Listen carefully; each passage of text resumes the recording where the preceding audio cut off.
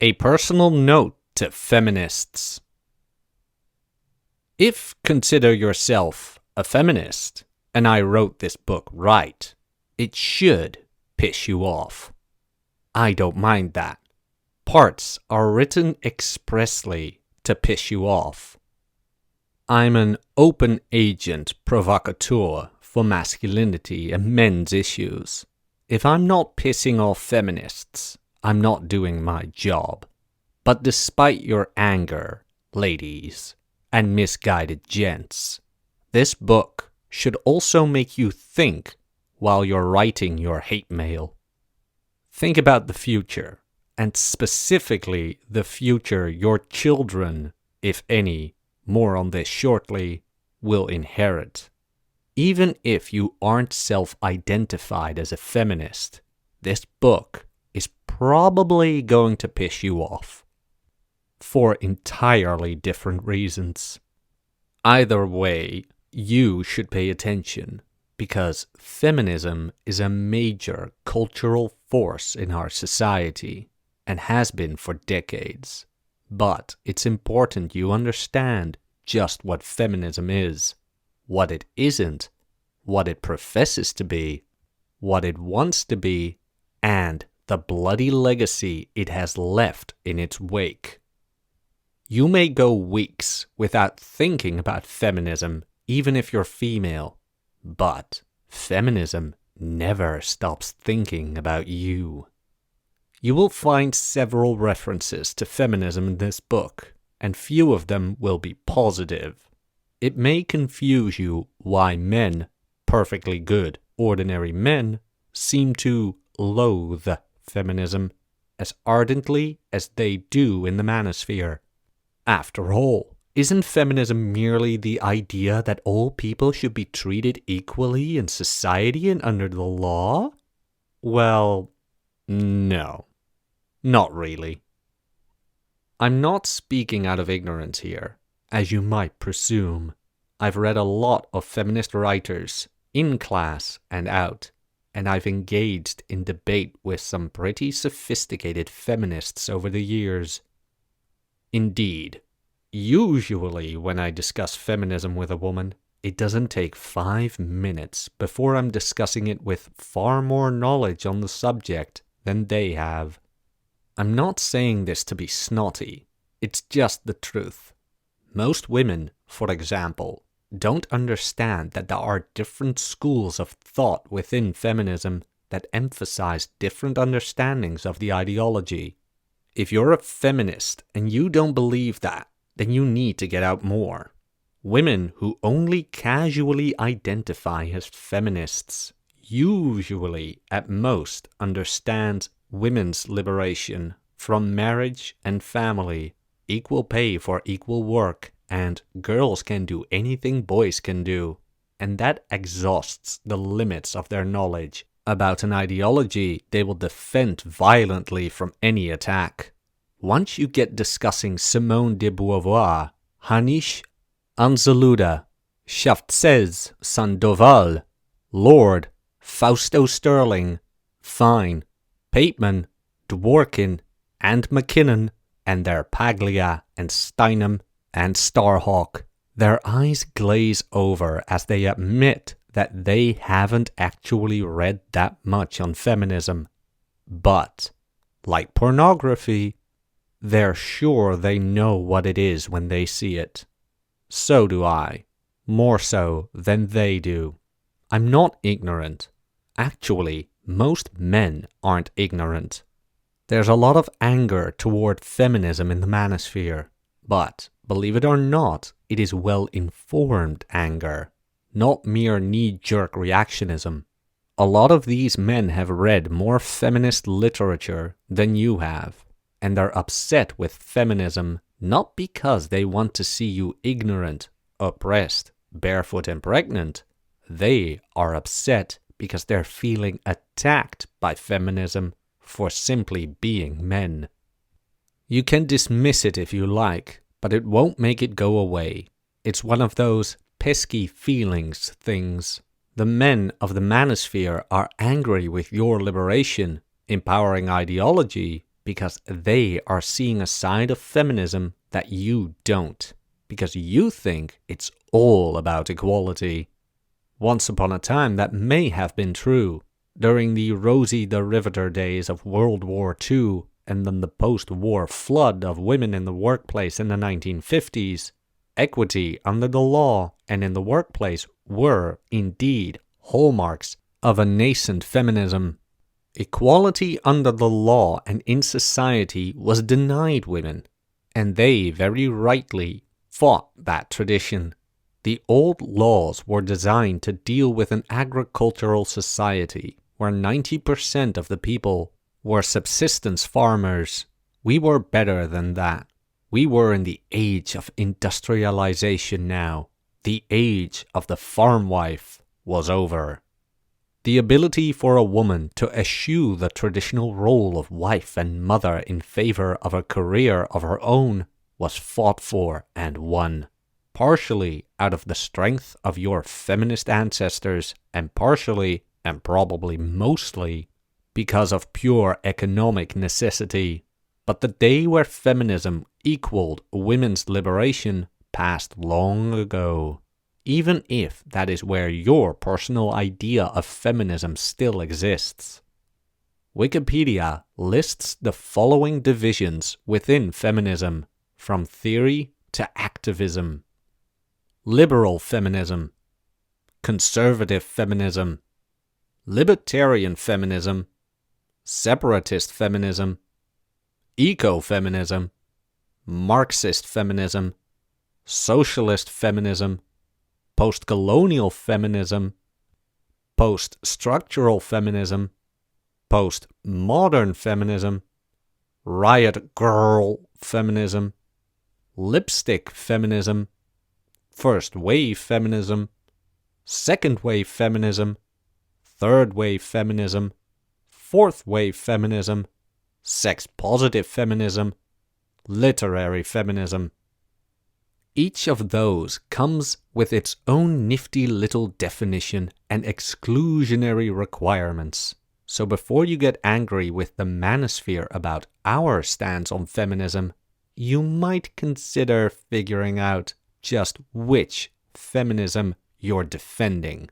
That might be important. To us, well, in the Manosphere, there are two kinds of feminists: bad and worse. While that sounds trite and simplistic, not to mention misogynistic, there is method to our madness. There are two kinds of feminism in the Manosphere. Here's why. While y'all were off exploring yourselves in college back in the 1980s, a different kind of feminism evolved. Forget the waves. Consider early feminism, the Rosie the Riveter kind, to be equity feminism, predicated under the humanistic notion of equality between the genders. That's not really the kind of feminism the Manosphere objects to, although it brings plenty of problems on its own. Honestly, few men in the Manosphere, however conservative, would openly advocate to a return of 1950s culture or technology. Our post-industrial world requires workforce gender equity in many situations, and we can handle that. It might frustrate us, piss us off, or get us in trouble on occasion, but the vast majority of men in the Manosphere don't really want it to change. Work culture has, for the most part, adapted to having both sexes working side by side in a post-industrial capacity. The problem is the second kind of feminism, the far more insidious gender feminism. That's the feminism that arose in the 1980s and established that mere equality was both not enough for women and impossible for women to achieve because men would inevitably find a way to cheat them out of whatever it was they were trying to achieve, just because we're men and therefore evil. Okay, that might be a little hyperbolic on my part, but only a little. Gender feminism is the ideology that supports the theory that the only future world worth pursuing is one in which women, all women, no longer feel threatened by men. And while that sounds all warm and fuzzy and noble on the surface, there are some, dare I say, inequities in this ideology that not only fly against the original ideals of gender equality, promoted under equity feminism, but only actively promote the idea that men are inherently bad for human society and should be eliminated. You heard that right. There is a small but vocal contingent of feminists, your feminist sisters, the ones you defend so vociferously, who are promoting the idea that the future of humanity would be brighter without an XY chromosome at the end of it. Now, you might think that's just silliness. Of course. The rad femmes are just venting their spleens and no one takes them seriously, right? No one seriously wants to get rid of one half of the human race because they aren't behaving the way the other half ostensibly wants them to, right? Not so much. These women are serious. The proposals have been coming for a while now. They are delivered in calm and thoughtful language, but they seek to establish the female ideal of harmony, which involves, apparently, a lot of consensus-seeking pacifism and BOGO shoe sales, as the only legitimate way to measure humanity's future. That is, instead of seek a level playing field in the quest for equality, gender feminists are seeking to rewrite the game so that the other team isn't allowed to play. They give excellent reasons for this. Men are violent, controlling, competitive, aggressive, etc., etc. These same qualities, when viewed in women by gender feminists, are seen as positive. But it's rare for any gender feminist to say anything nice about men. Men are the problem. And that's a problem for us. Once you could depend on our chivalry and our self-restraint to keep us from getting angry at such deeply disrespectful, and to put it mildly, areas of conjecture. After having our chivalry and self-restraint challenged for 2 generations, few of us seriously see that as an appropriate response. Face it, ladies, your ideology is alienating men from it, and you at an alarming rate. Even formally mild-mannered dudes are starting to take offense at the clearly offensive line of reasoning that your gender feminist sisters have been spewing. Advocating everything from artificial tests to chemical sterilization, gender feminism has relentlessly pushed against everything masculine and male in your lives. In its attempt to inextricably link gender and politics, it has helped construct the current morass of political bipolarism that paralyzes our society, though it is far from the only culprit. It has also gone out its way to attack any attempt by men to utilize the same approach to gender as an attempt to return to the patriarchy. The problem is that these literally man-hating feminists share the same label as the perfectly reasonable woman who merely wants a fair shot at a career without having to sleep with someone to get it. To us, it seems that for every feminist who fights for pay equity or reproductive rights, there is another one who is fighting anything male or masculine associated, regardless of whether it's a good or a bad thing. Some of these ladies are so adamant that they want, and I'm not making this up, mandatory re-education camps and chemical sterilization for men as a safety measure for women. Further, They feel the right of women to feel secure at all times takes active precedence over men's rights to do anything at any time. They have taken the title of feminism and transformed it from a humanistic pursuit of equal rights into a manifesto of female supremacy.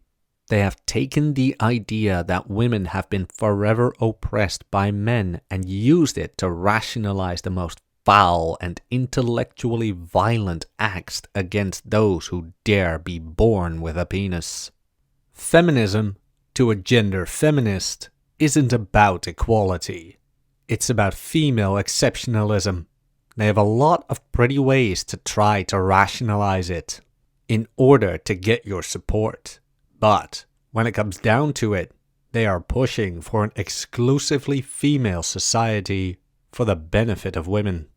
Men not only don't matter to the gender feminist, they're eternal obstacles to feminine progress. Now, while that might not seem like a big deal, after all, gender feminists seem to be in the minority, and who pays attention to them anyway? The fact is that the opinions of those feminists spread out into the mainstream feminism and color your perspective. They tell you that you deserve to be safe, regardless of how reckless you behave. They tell you that your actions in love and life don't have real consequences, that you get a pass from society because your female ancestors were oppressed, and men can't be oppressed. They tell you that no matter what happens, your problems are not your fault, but the fault of men. There is literally no issue that you have that a gender feminist cannot find a way to pin it on masculinity. For those of us penis bearers, we cannot afford to take that lightly anymore. The days of universal chivalry left with the subsistence farm.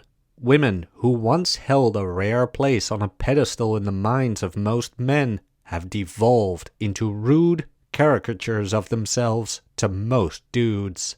Pushy, entitled, flaky, and unconcerned with any type of accountability. Thanks to feminism, the feminine qualities we used to admire, we now avoid like the plague. Thanks to feminism, every word we say to a woman is loaded with suspicion and doubt. Oh sure, there are plenty of dudes who don't mind feminism, and a few misguided souls who try to claim the title male feminist. To the Manosphere, these men seem like black Republicans to the Democrats. You know they exist, but you wonder just why anyone would publicly adhere to a philosophy that is so clearly against their best interests. It's a rule of thumb in the Manosphere that just as you shouldn't trust any barbecue sold to you by a pig, you should be wary of any man who is so willing to embrace a philosophy that has as one of its abstract goals the eventual elimination of masculinity. This is all very personal to me, of course, because not only have I a penis, I have sons and a daughter. Some folks see my participation in the Manosphere as an insult to her, that I'm indulging in harmful misogyny. But no one in the Manosphere is telling me that my daughter should be eliminated from the human race because her gender is inconvenient for them. My boys are growing up in a world that is hostile to men, where maleness is punished in 1,000 little ways, and any attempt to criticize the structures that punish them is attacked as sexist.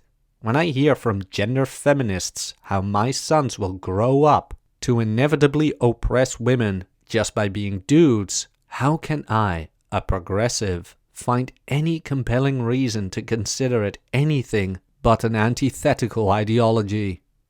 Gender feminism encouraged women to look at being a woman as a political statement. If you are female, it argued, then you are automatically part of an oppressed class and always will be. In gender feminism, there is no meeting of the minds, no equal playing field. The goal is not equality, it's consensus, meaning that their idea of a male-free or even male-light world is the only valid one, with no room for negotiation or compromise. With the commitment of revolutionaries and the zeal of fanatics, gender feminists never tire about telling you how bad men are, have always been, and will always be. No matter how supplicant we are, no matter how much collective feminine ass we kiss, gender feminists have perpetually moved the goalposts until extinction is the only logical conclusion. Don't believe me? Check out the profusion of feminist sci-fi lestopia novels. Fantastical tales of women-only planets where the only problems are what men bring into the equation. Start with Ammonite and see what Amazon suggests next. It's eye-opening. Then go lurk at a gender feminist blog or discussion group for a while. There are serious discussions about the real need for men at all in humanity. Just think about the men in your life for a moment. Fathers, brothers, sons, friends, and imagine a world where they are all dead. That is the better world which gender feminists see for humanity's future. While you may have ignored their specific words or proposals as far-fetched, passionate displays of empowered feminism, such talk sends a dread chill down the spine of men who hear it. While the genocidal gender feminist is admittedly rare, the fact that they profess their hatred of all things male without serious criticism from mainstream feminism is indicative of their influence. Indeed, thanks to gender feminism, any criticism of any feminist meme is instantly seen as an attack on all feminism, placing the gynocentric ideology above the practical reality of sharing the planet with men. When a reasonable criticism of, say, overzealous pursuit of fair sexual harassment laws is met with steamrolling accusations of wholesale institutionalized sexism, then there can be no discussion. And without discussion, there can be no compromise. Regardless of your personal view of feminism and the pursuit of equality, gender feminists have pre-poisoned the well. Men are simply no longer invested in the idea of equality in light of the attacks on masculinity and male values they've endured. The outrage and offense of women based on gender feminism now falls on deaf male ears, and it has made any defense of feminism in casual conversation tinged with a subtle dread on both sides. That might seem awfully unfair to most women. Why should a small vocal minority in a group be used to tarnish the good intentions and reasonable discussions of the rest? Yet that is where we stand today, over a decade into the new millennia. To the majority of men, feminism is something to be ignored at best and tolerated when necessary. Only a bare few liberal men are willing to claim the title of feminist. And when they do, they are immediately looked upon with skepticism and suspicion by other men. And for good reason. Men who are willing to repudiate male values and denigrate their own gender, presumably in an attempt to curry favor with women, are a risk to the security of men in general. Masculine culture, and yes, there is such a thing, values those men who will pursue male values and masculine interests and despises those who capitulate out of fear. That's not a learned cultural artifact. That's a human universal. Men admire masculine men, unapologetically masculine men, and gender feminism requires men to give up their masculinity, even if equity feminism is largely silent on the matter. Thanks to gender feminism, male sexuality has been the regular target of attack, with the tacit approval of not outright encouragement by equity feminists. Pursuit of a natural and healthy male sexuality has been demonized into rape culture, The no-fault divorce that was seen as liberation for women against the oppression of lifelong matrimony has become a blunt tool of punishment to men, an existential threat to our ability to raise a family in security. The destruction of the male expectation of building a long-term family he can provide for securely has led to widespread male introversion with withdrawal from society. If your man is afraid to commit, you can blame gender feminism. The pursuit of marriage and family has been denigrated into a nearly subhuman act, with gender feminists equating it to slavery and equity feminists entering marriages prepared for divorce before the ink is dry. Indeed, the deeply disturbing celebration of divorce as a regular and expected feminine rite of passage is deeply insulting to the men of our culture. While equity feminists support reproductive rights and the ability for a woman to leave an abusive relationship, gender feminists have pushed our culture to the point where a woman who stays married to the same man is viewed as somehow deeply flawed, because men, according to gender feminism, are inherently oppressive. Worse, gender feminists have so repeatedly attacked the institution of fatherhood and fathers in general, that men actively seeking this most demanding of vocations would rather remain single and childless than to deal with the potential disaster and heartache of divorce and loss of custody. The patriarchy might be the declared foe of gender feminists, and perhaps all feminists, but the patriarchy is made up of real men with real children, and condemning their relation and position by denigrating the word and the concept of fatherhood isn't doing a damn bit of good for the equality. Instead, it's fostering a climate of increasing tension and resentment that is leading, well, read the book. I'll show you where it's leading. I don't think you'll like it. So, if you consider yourself a feminist and you find yourself pissed off over something you read here, good. Because the men you're reading about are pissed off too. And if you really believe the ideals of equality and equity, then you have to give due consideration of why they are pissed off, without automatically resorting to the standard gender feminist excuse for male anger, natural aggression, inability to civilize, inherent malevolence, petulance at lost privilege, or other bullshit rationalization.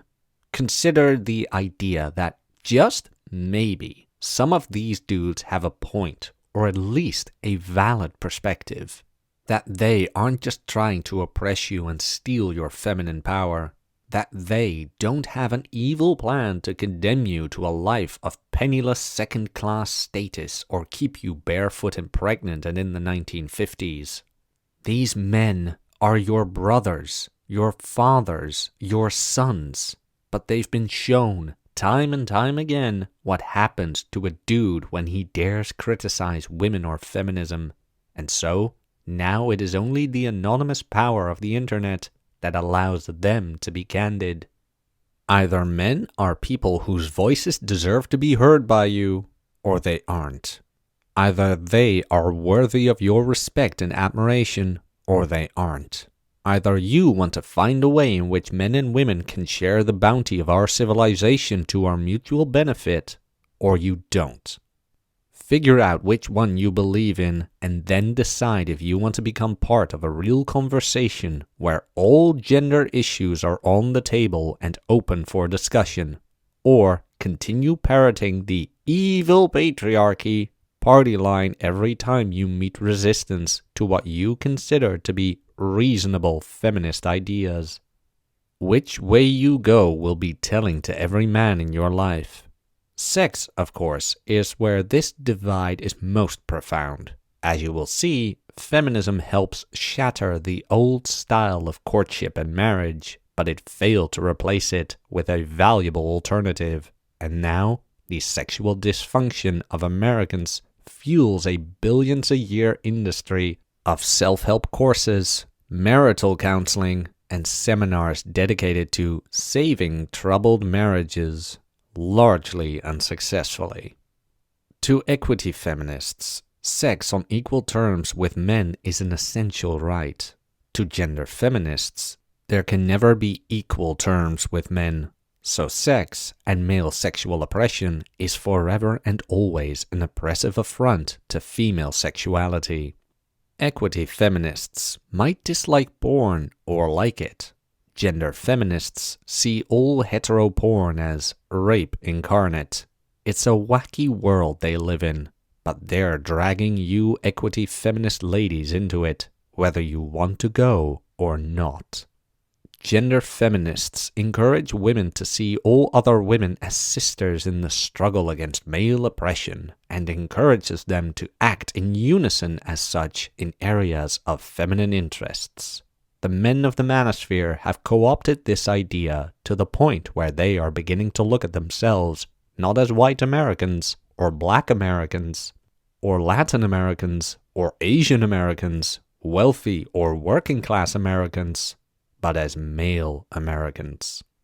For thousands of years, men have devoted themselves to protecting, securing, and providing for their families and tribes and nations, first and foremost. But now, gender feminism has made it okay for men to eschew all of that, go their own way, and selfishly look out for what is best for men. Which is, of course, what gender feminism has been claiming we've been doing all along. The Manosphere has not just become a haven for reactionary masculinity, it has transformed into an earnest attempt at re-establishing a positive ideal of masculinity. You may not see that under all the rhetoric and shit-talking, but that's what's going on. It doesn't look like it, because you have no idea what a positive ideal of masculinity looks to men, nor do you understand how masculinity works well enough to criticize the process with any credibility. But that's what is happening. And thanks to the exclusionary example set by gender feminism, this new post-industrial ideal of masculinity is going to be far more focused on the male pursuit of masculine interests for their own sake than making life easier for you and other women. You are now competitors, not comrades. It's arguable just how complicit equity feminism is with gender feminism's unrelenting war on men. But there is such a profound overlap from a masculine perspective that it is unlikely the two feminisms will ever be separate in our minds. We aren't likely to only seek out good feminists, for example. That will be like a black man seeing out the company of good racists. The ideology of gender feminism has, unfortunately, permitted mainstream and equity feminism to the breaking point, which is right about here. The book you are listening to now.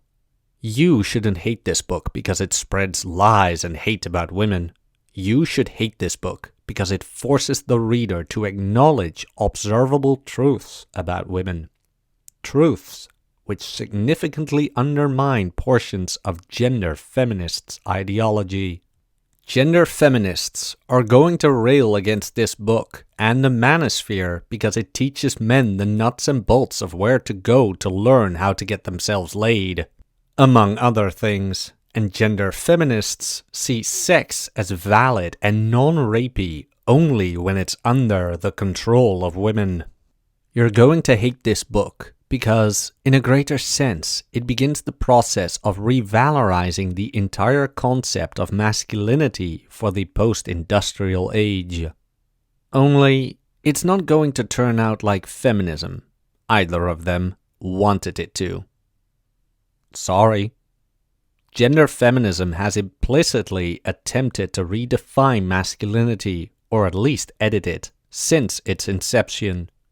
While it wasn't often put explicitly in those terms, in its quest for equality, feminism has frequently attacked not just the actions or even the attitudes of men, but struck deeply against the fundamental elements of masculinity. In the process, feminism dealt a severe blow to the development of healthy masculinity in 2 generations of Western men. Feminism managed to demonize men and masculinity in the popular culture. And mostly, we just took it like a prison bitch. We weren't acculturated to defend ourselves on the basis of our masculine nature. Feminism had to teach us that gender exclusivism was essential to pursuing gender-based issues. We rarely saw ourselves, politically, as men. We saw ourselves in the context of our families and our societies and our occupations, not in the context of our gender. We were husbands, fathers, brothers, sons, employees, constituents, and cannon fodder. But in our minds, we were all of those things before we were men, politically speaking. Only when the evolving gender feminism started to try to dictate the terms of the new social contract in exclusively female terms did men to begin to realize that the rules had changed dramatically and against their favor and interest. And it is only now, after 4 decades of assault on our gender, that we're starting to figure out that the only way to ensure we are dealt with fairly as a gender is to communicate with each other about the issues and interests that affect us as a gender. That's kind of what feminism wanted all along. Women being strong and independent, men being strong, but no stronger than women, and independent, but no more independent than women, as sensitive to the emotional currents in a relationship as they are to the tragic global situation. Men discussing the challenge of masculinity and exchanging counsel and wisdom on the affairs of the day and the complexities of gender relations. That is, indeed, what is happening in the Manosphere. Intellectually speaking, it's quite breathtaking. Culturally speaking, it's quite depressing.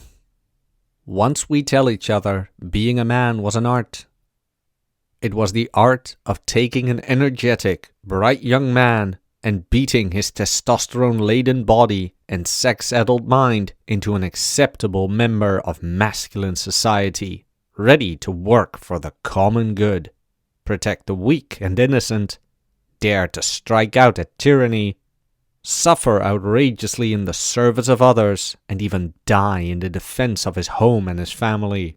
The process was not easy nor gentle, and it was done outside of the realm of feminine sensibilities by specially trained and highly experienced practitioners of the art known collectively as fathers.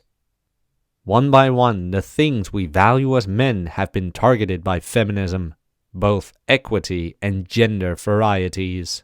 And now that most of the traditionally masculine concepts and havens of masculine culture have been successfully gutted, feminism has successfully reduced the art of being a dude in the 21st century to getting into your panties when he can and then largely ignoring you the rest of the time. That's why the Manosphere is continually developing the concept of game, which embodies that goal. It's pretty much all we have left. Before you grill me as a neck-bearded, Bible-thumping, crew-cut redneck Republican, know that I write not only as a man, but as a political progressive who is committed to the ideals and principles of humanism. I'm pro-choice, support reproductive freedom and physical security for all, promote same pay for the same work, among other social ideals, not all of which you will be comfortable with. And I don't want Title IX repealed. I listened to NPR, went to a highly liberal college, and wrote for liberal newspapers. I am not only aware of feminism, I'm aware of its history and the personalities involved and read a lot of feminist literature. I've taken classes on feminism. I belong to a feminist-oriented religion. But I'm not a feminist. I probably never was. You'll make that abundantly clear during my blue pill days. More on this later. I tried to be. I did everything I could to impress you with my feminism, but in hindsight, what I was seeking was approval from my female peers. Validation for my passions and my intellect. Something feminism, either kind, is reluctant to ever grant a straight white dude. If you want to know where the anger in the Manosphere came from, that's very simple. Gender feminism created it. As a political and social ideology, gender feminism has a tremendous impact on virtually every aspect of masculine endeavor, from sports to school to work to our bedrooms. Perhaps you ladies are blinded by the toil of the struggle, but you really have made quite the splash. We've noticed. How could we not?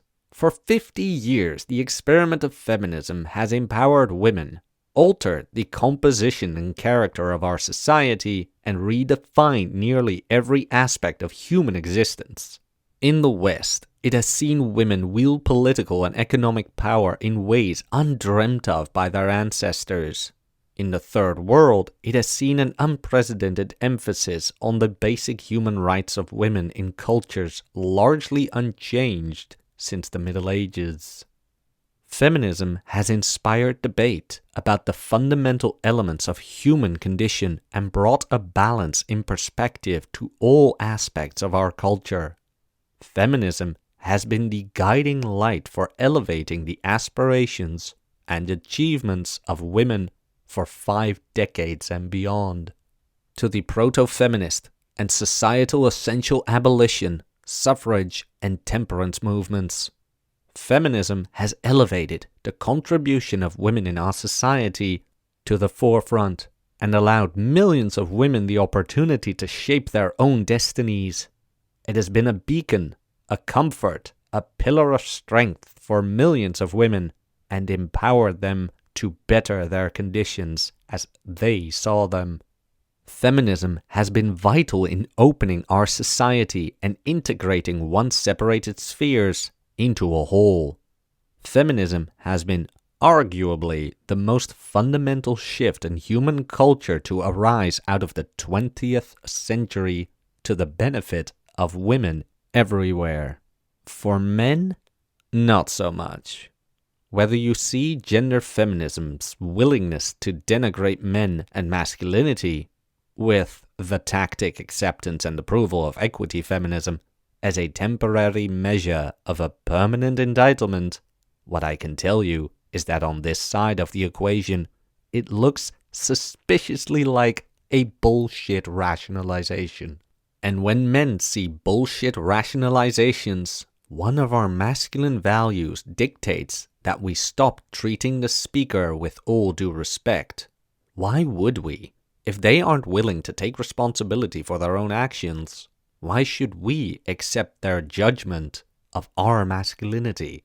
Nowhere is this disconnect more present than the realm of dating and marriage and sexuality. If we're struggling at work and in general society, in the sphere of intersexual relations, we're coughing up blood.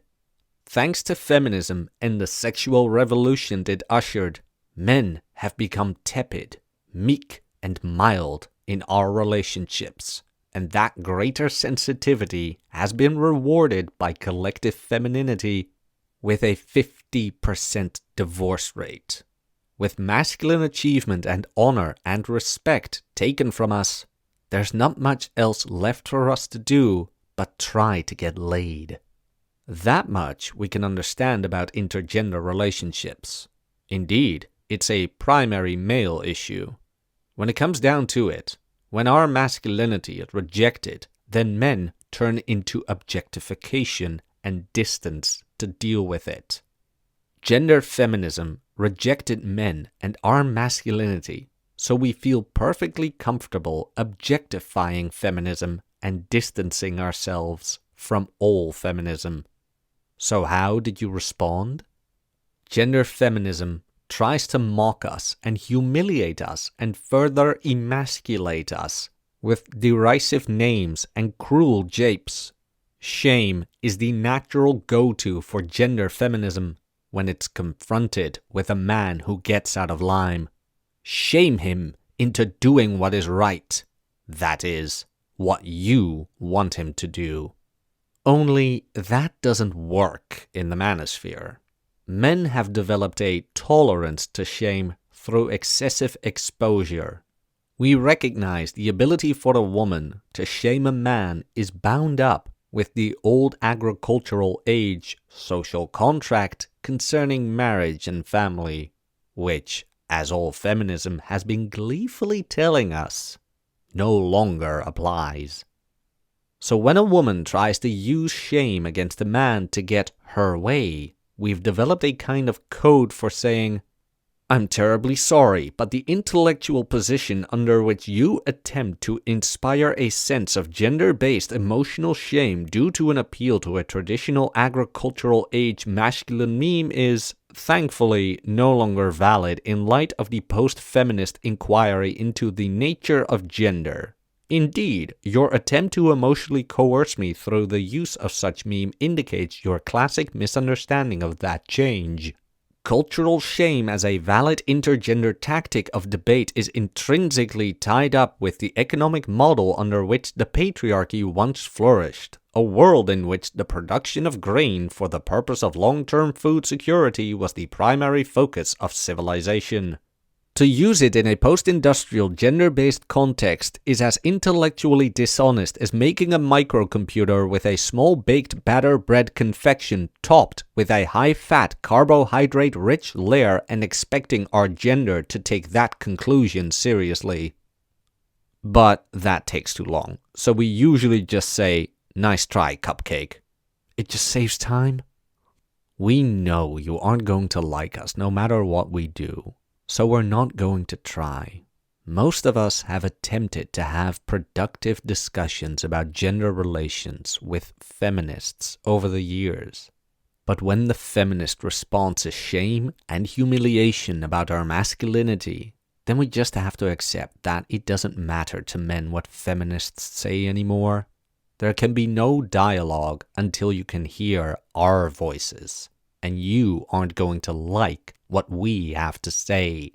It may bring you some solace that all of this anger and defensiveness and rude treatment is a mere noisy minority, much like the radfems advocating male genocides with such regularity, that we're all just a bunch of angry, bitter men who live in our parents' basements, jealous of a lost masculine privilege, and frightened of strong, independent women, if not outright hateful. And you would not be wrong. But if it makes you feel better to think that, by all means, go ahead. In the meantime, the manosphere will be expanding, changing, revolving, evolving, and attracting new men to it every day. The number of dudes taking the red pill, more on that later too, is growing. Because they're hungry for a world where their masculinity is valued and being male is a respectable condition again. Gender feminism, with its lofty rhetoric and its bloodthirsty ideology, is losing adherents as it alienates both men and women with its increasingly spiteful rhetoric. The manosphere is the attempt, inspired by feminism, to remake masculinity ourselves in the wake of feminism's failed effort to do so. The manosphere seeks to revalorize masculinity.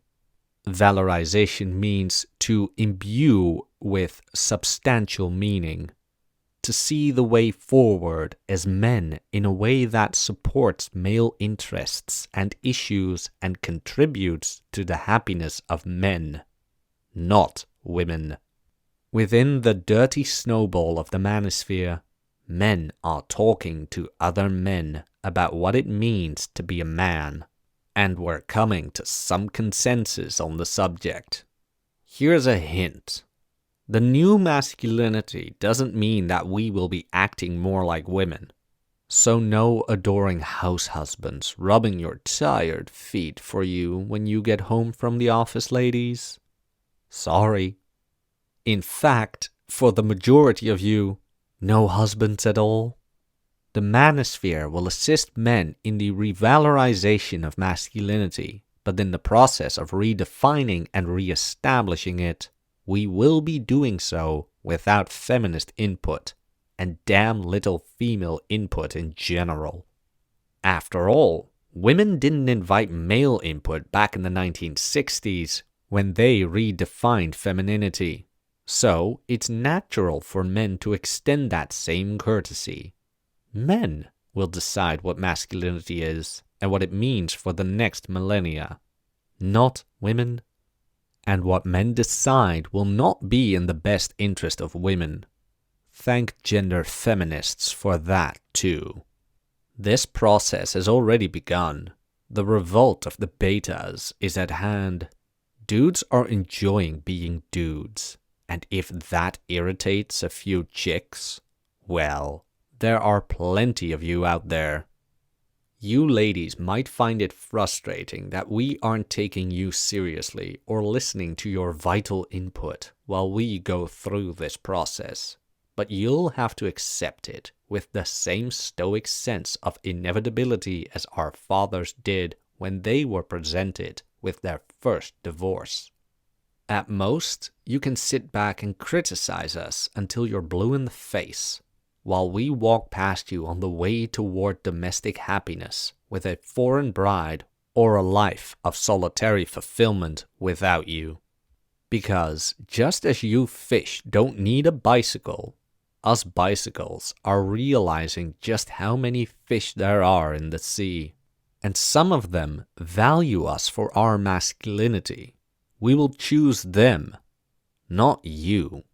We can do that. You can't do anything about it. We control commitment. We're men. And if you think that attitude is blatantly sexist, inegalitarian, discriminatory, unfair, and non-progressive, well, we're okay with that. Enough ranting. Time to get down to the serious business of revalorizing masculinity. But to get there, you have to know how we got here, and that begins with the fall of masculine interests.